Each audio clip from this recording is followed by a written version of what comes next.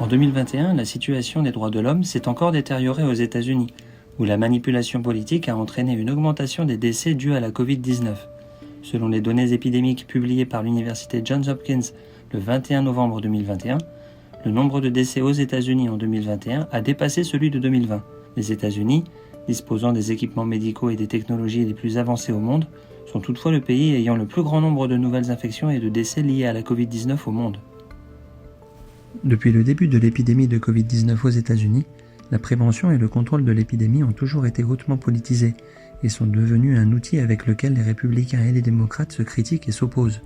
Le gouvernement fédéral et les gouvernements locaux se séparent et se limitent les uns les autres. Les politiciens américains, les yeux rivés sur l'intérêt politique personnel, ignorent totalement la vie et la santé du peuple. Certains Américains, influencés par des manipulations politiques, ont non seulement refusé de porter le masque, mais ont même lancé un mouvement anti-vaccin qui a exacerbé la propagation de l'épidémie. Selon une étude des Centres américains de contrôle et de prévention des maladies, le boycott des vaccins et la réticence aux vaccins ont causé plus de 100 000 morts évitables aux États-Unis. L'épidémie de Covid-19 a révélé de graves problèmes tels que l'inégalité sociale et la protection insuffisante des droits de l'homme aux États-Unis. Selon le Washington Post, dans la tranche d'âge des 18 à 39 ans, le taux de mortalité par Covid-19 des Afro-Américains et des Latinos est plus de 3 fois supérieur à celui des habitants de type caucasien, tandis que le taux de mortalité des Amérindiens est presque 9 fois supérieur à celui des habitants de type caucasien. Aux yeux des politiciens américains, la loi de la survie du plus fort dans l'évolution naturelle est une excellente excuse pour ignorer la vie, et des slogans tels que « les personnes âgées peuvent se sacrifier pour le pays » et « l'économie nationale est plus importante que la vie des personnes âgées » sont pleins de cruauté et de négligence.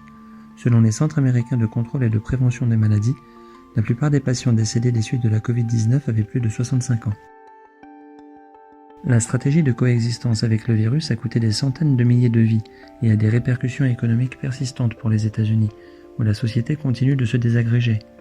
Pendant l'épidémie, le problème des sans-abri s'est propagé sur tout le sol américain. Le 1er décembre 2021, des chercheurs de l'Université de Californie, à Los Angeles, ont publié un rapport indiquant que près de 1500 sans-abri étaient morts dans le seul comté de Los Angeles pendant l'épidémie.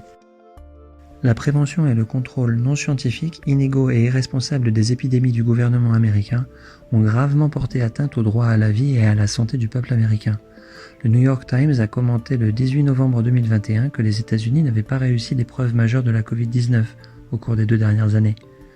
La confiance du peuple américain dans le gouvernement est en pleine faillite.